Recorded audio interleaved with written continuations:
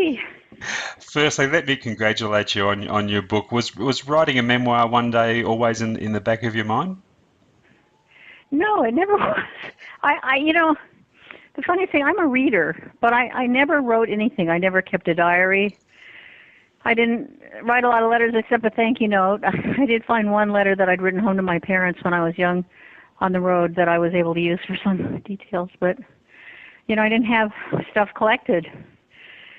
So I had to rely on my failing memory, And I had to ask a lot of other people that were there and make sure that they knew. But I was surprised when I wrote it.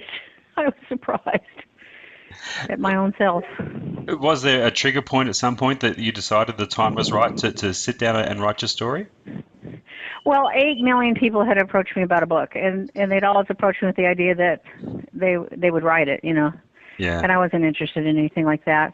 But I had a very nice offer and a very nice letter from somebody from a different publishing company than the one I signed with, showing that he took me seriously and was willing to have a book about the music alone. Yeah. And that was the only thing I was interested in. So when I saw that was a possibility, I decided to do it, and I wrote up some chapters, and then we showed it to a couple of other publishers, and I wound up signing with another publisher. But if it hadn't been for that one guy, I wouldn't have done it. I thanked him in the acknowledgments. That's what makes this book so different from many other memoirs. It is very much based on your music and career rather than personal details and relationships. And I guess that's what makes this book appeal to your true fans rather than a... Well, I mean, the relationships that had with music are in there. I lived with J.D. Souther for a while, and we remained very good friends. We're still quite close, but our musical relationship was really intense and continued after we didn't live together. And so the point was that was the music, and I had various other boyfriends who had some influence over the music, but mainly I stuck with that, and relationships, whether they were love affairs or they were just friendships, were the ones that I describe in there that had to do with the music. Yeah. Was it to some extent, was it a therapeutic experience writing your story? Did it help put closure to certain events in your life? I don't think so. I think it brought a lot of things up that I'd forgotten about and were a little disturbing. Like there were some things that, like I remembered how hard it was in the beginning. I think that if I were going to oversimplify my story, what it is I wasn't very good to start with, and it was really horrifying. It was really hard and difficult, and I got better. And I mean, after about 10 years of trying to learn how to do something, you get better. If you're a sushi chef, you have to study for 10 years in order to do it. If you're a brick maker or a finish carpenter or a skilled cabinet maker, it takes you about 10 years to learn how to do what you do, and then I was no exception. After 10 years, I knew how to go into the studio and I could go in with the vision of what I wanted and come out and fulfill it, for better or for worse. It was my vision always. And I got better at carrying it out, so I could carry out my own whim. Mm-hmm. But until those 10 years happened, I really didn't know what I was doing. And if I hear that music or think about it too much, I get really depressed because I think I was never any good, There was a lot of music in your house growing up, and I'm sure a lot of it influenced the music that you made in later years. Do you think you would have even attempted a music career had it not been for that musical influence in your home growing up? Oh, I don't think I would have had a clue how to do it, I mean, I think that it's really important to start music at birth, in the womb, really. And it's a very, very subtle, complex language, music, and it's not anything you learn overnight. You can't learn it fast. It's like cooking. You can't do it fast. You can't do good cooking fast. It takes a long time. And I think that I learned, over all those years, and I learned all those different styles because they were in my home when I was a child growing up. I never tried to record anything that I hadn't heard by the time I was age 10. Mm-hmm. If it wasn't in my living room by the age of 10, I never attempted it because I couldn't do it with any kind of authenticity or any authority, Was there a defining moment looking back where you discovered your voice, where you realized you had this ability to interpret song? Well, I thought everybody could sing. I was very surprised when I started first grade and I realized that some people were shy about singing and didn't want to do it and wouldn't try it at all. I thought everyone could sing because in my family, everybody could sing and everybody did. There wasn't any judgment. It wasn't like, could you sing for a performance or could you get up on the stage and sing? It was everybody could sing, and everybody did. When it was time to sing, we all chimed in. Everybody could sing harmony. They just did, So I was shocked when I got into the world and found out there was such a thing as people who are tone deaf. But, the children's choirs in China are extraordinary. They have incredible pitch, because most people in China have perfect pitch because they have a tonal language.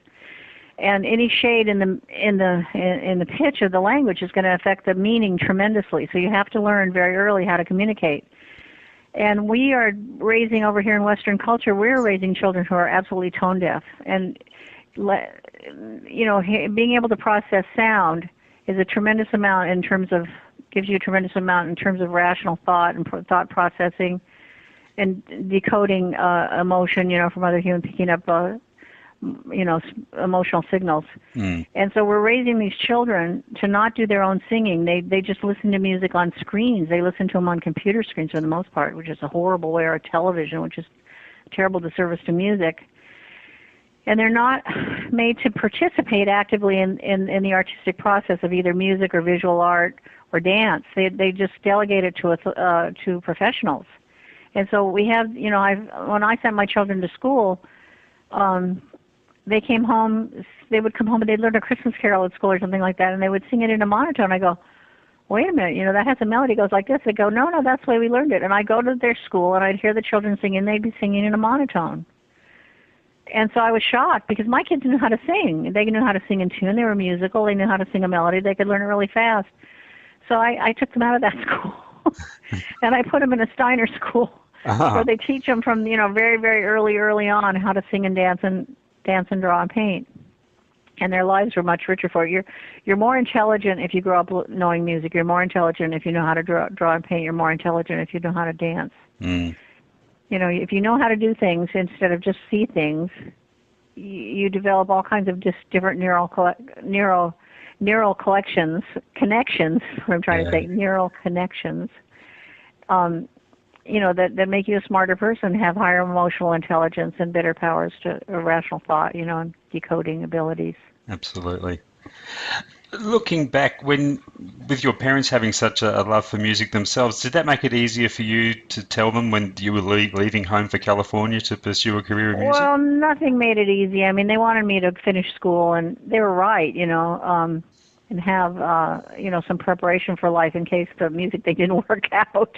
Because really, when you think about it, there's a tiny number of people in the world that are able to make their living as professionals in the music business. I mean, it's down probably under 500, And when you think of all the people that actually play music compared to the number of people that can actually make a living doing it, it's pretty daunting. So it was a genuine concern. Fortunately for me, I just had this music blaring away in my head, and I couldn't hear anything but that. Yeah. It wasn't a choice for me. I couldn't stop singing. It just came rolling out of my mouth. And all I was ever doing was looking for a song that just expressed that feeling just exactly in that way that I wanted to express that feeling. It became the thing that was paramount to me. I don't know why. I was born with it, And I was lucky that I was able to make a living. Otherwise, I would have starved to death. Talk about the formation of the Stone Ponies. Do you remember there being a specific blueprint for the type of group you wanted that to be? No, there wasn't. I just happened to know those people, and they were playing music, so we got together and played music. It wasn't anything like what I was trying to do, but it happened to be there, and they were trying to do it too. So we tried to figure out a way to make it, find some commonality. I mean, Bobby wrote these certain songs that were good for him to sing. Kenny Edwards was more interested in playing blues and roots music. I was more interested in roots music and very melodic music that would be good for my own voice. So I would say that the three of us had very different dreams of what we wanted to chase. But for a while, we hung out together and we played music, and then we all went very happily our separate ways and remained friends. I'm still very good friends with Bobby Kimball. I see him every time I go to Tucson, and he's a really, really close, dear friend. And Kenny, unfortunately, has died, but we miss him every day. I mean, I loved Kenny. Kenny came back in my band later, and we were on the road together for years. There was outside pressure for you to go solo during that time. How unsettling was that within the group? Well, it was, it made them feel bad, I mean, it made me feel bad that they felt, that puts you in a terrible position. They were great about it. They were very understanding about it. I mean, nobody came to me and went, you're horrible, they could tell that it wasn't me trying deliberately to do that. I was just, and plus they knew that I knew that I didn't have the ability to be a solo artist at that point. I just haven't developed it yet, So it was terrifying for me, the idea of going solo. I wasn't ready. But, I don't know that I was going to get ready by staying with the Stone Ponies because, Bobby's music went in a different direction. He's in a band right now with one of my cousins. Oh, really? That's a vocal group, yeah. And they're singing Bobby's music exactly the way Bobby had, originally envisioned it, and it's fabulous. He couldn't be happier. He's the happiest he's ever been making music right now. Oh, that's lovely to hear. He's in an enviable position, You are recognised as a great interpreter of songs by other writers. Do you think that's something of an underrated art form, that the role of a song interpreter? I don't think it's underrated. I mean, I think that there aren't very many people that write well. There's just a tiny, even tinier handful than there are professional musicians of people that can actually write. There are people like Paul Simon, Randy Newman, Jimmy Webb, who are brilliant, genius songwriters. And then of those people, you only have a handful of people that can write songs that other people can interpret. It's not like the days of Gershwin and Rodgers and Hart where they wrote songs that many, many different artists interpreted. You get somebody like Joni Mitchell, who is an absolute genius, a brilliant songwriter and a brilliant original artist. And she writes a song, but other people can't sing it very well. It's really just for her, and that's no criticism. It just happens to be the way that it is. The same way with Randy Newman. He often writes songs that only Randy can sing because of the sense of irony and the sense of, and his, he writes for his own voice, which is kind of a limited range. I love his singing, by the way. I think his singing is wonderful. But he writes for his voice, which is a limited instrument. So it's hard for a person with a singer voice to cover his stuff. It all sounds kind of funny. I have a very hard time singing his stuff. But in the end, everybody's got to be an interpreter. You got to communicate what that feeling is, and often it's multiple levels of emotion and philosophy and whatever else you're trying to convey there, wisdom, pearls of insight. And you've got to put all that stuff into your voice and get it over to the public. So you better be an interpreter. And the great interpreters of the 40s and the 50s and the 30s, people like Ella Fitzgerald, Louis Armstrong. Rosemary Clooney was a great song interpreter. They always described her as the best friend a song ever had. You'd hear Rosemary sing a song, and you'd go, oh, my God, I've heard that song in elevators. I've heard it on television shows. I've heard it every which way with every idiot singing it, and I never realized it was so deep or it meant this or that, Rosemary would sing it, and it would just unlock all the emotion and all the thought and all the multiple layers of meaning in it. Yeah. It's a great gift to have. Was there any one particular songwriter whose work you felt you had the most affinity with? Well, there's Jimmy Webb. I love his work. And he wrote very difficult melodies. Because Jimmy never paid any attention to the limitations of his own voice, so why would he worry about yours, And so it's like going into the Olympics, it's an athletic event to want to sing one of Jimmy's songs. But he's such a brilliant songwriter, and he's a real master in terms of lyrics. But what he's really great at is voicing the chords so that they rip your guts out. Like even before the words start, a few of the chords in the intro will just already set you up in an emotion that makes you kind of sick to your stomach for a minute because you don't realize you had that feeling. You didn't realize you felt so strongly about something, and it just comes pouring out of you. I've had songs that he read, like Adios. I couldn't even record it for about 15 years because it made me cry. And I finally decided I had to get over that and just sing the song. The same way with the McGarrigle sisters wrote a song called Talk to Me of Mendocino, which always made me cry. And I couldn't record it until finally I just went, it's really important to record the song. I love it so much I have to get over the crying part. And, other things, I'm not a crybaby. Other things don't make me cry. I mean, if you're mean to me or you bite me on the leg or something like that, I just spit in your eye. I won't cry. But music makes you cry.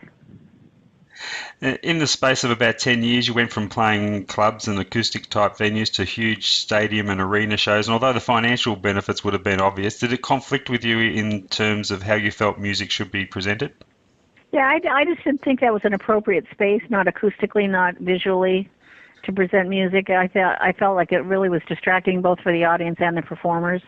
And the sound was so god-awful in those big arenas that it just felt like, what's the point sometimes? I always felt that. I didn't feel the audience was getting a good deal, and I didn't think the performer was getting a good deal either, because you can't do your best, and that's what you want to do. You want to do your best every night.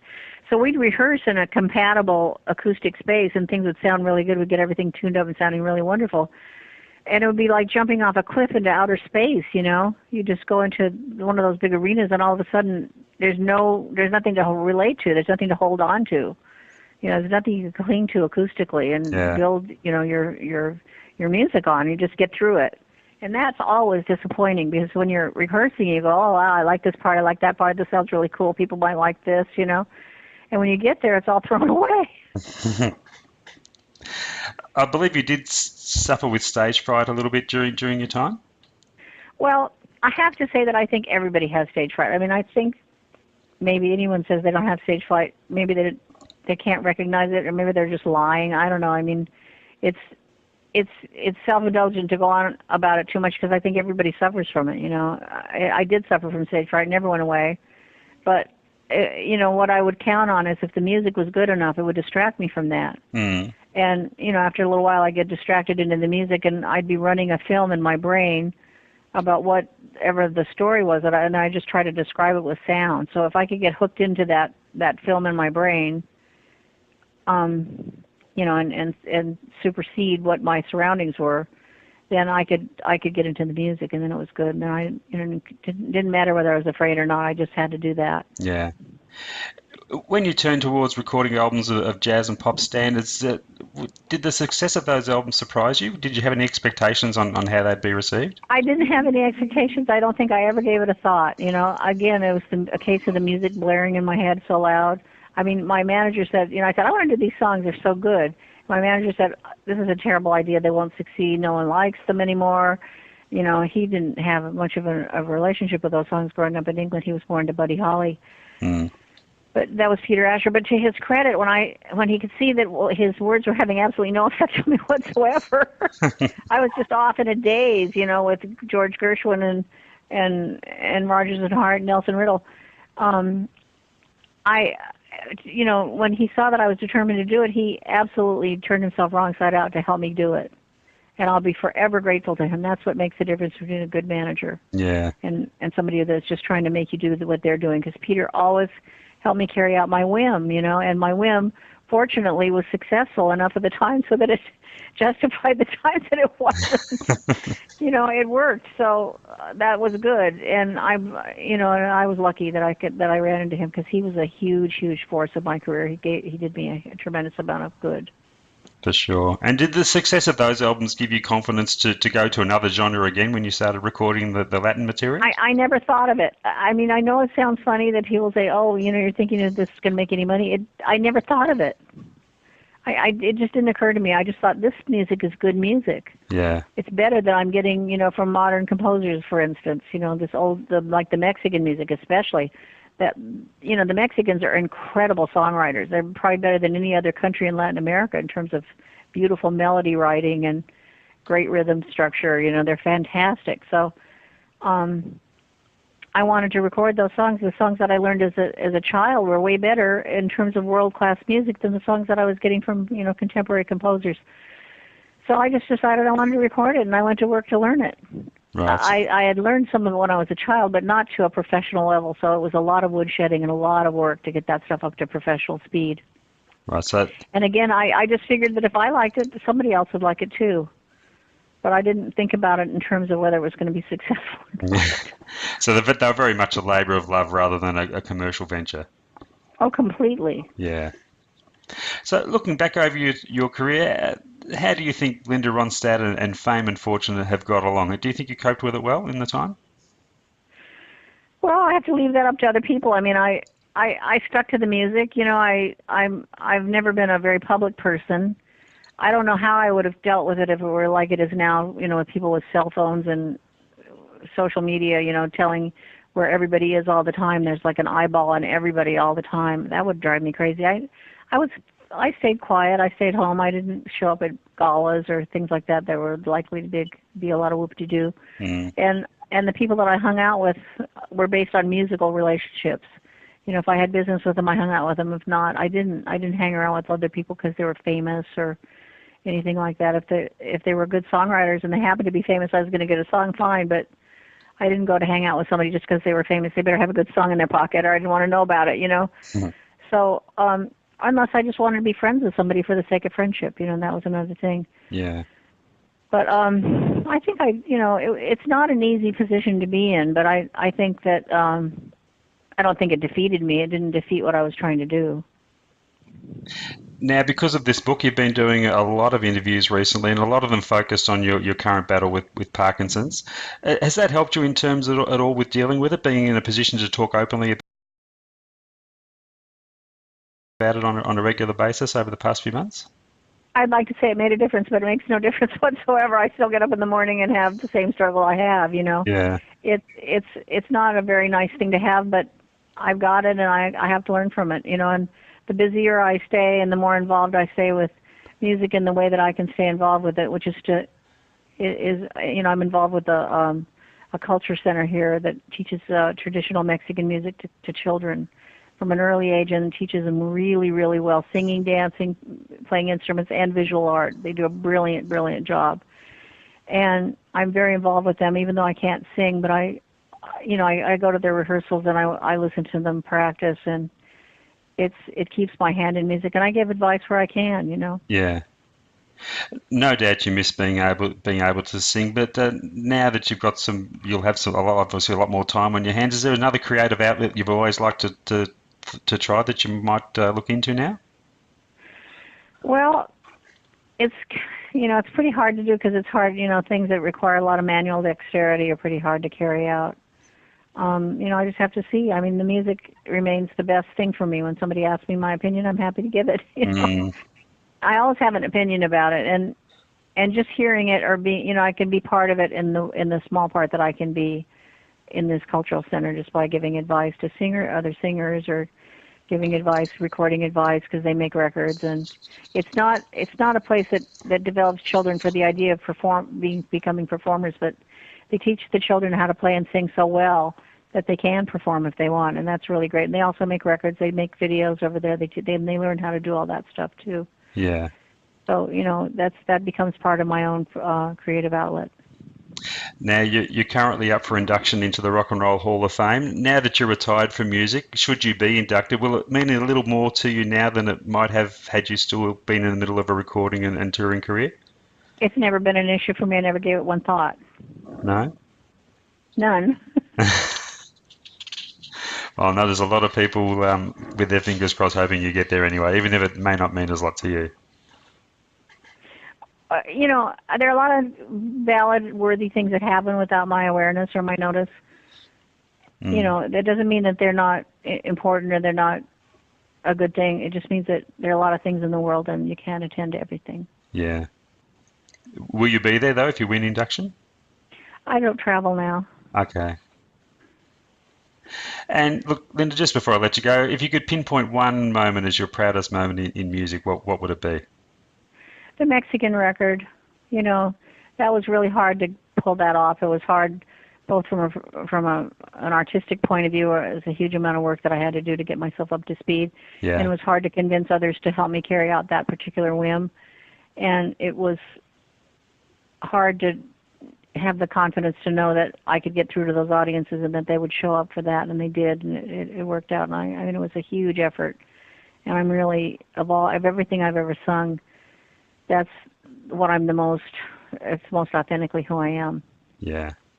That music and the music I recorded with Nelson Riddle, those two as well. Styles of music just absolutely freed me. I was able to become completely freed as a singer and able to reach the potential that I always thought that maybe I could get to, but was held in by singing pop music, American pop music. I just couldn't quite get there with that form. Linda, thank you so much for your time. It's been an absolute honour to speak with you, and congratulations on a beautifully written memoir. Well, thank you so much. It's been a pleasure. Nice to talk to you. I feel like I can retire happily from radio now that I've spoken to you. It's a dream fulfilled. Oh, this is radio? I didn't even realize. It is, yeah. Okay, good. Well, I hope you got what you need. Okay, thank you so much then.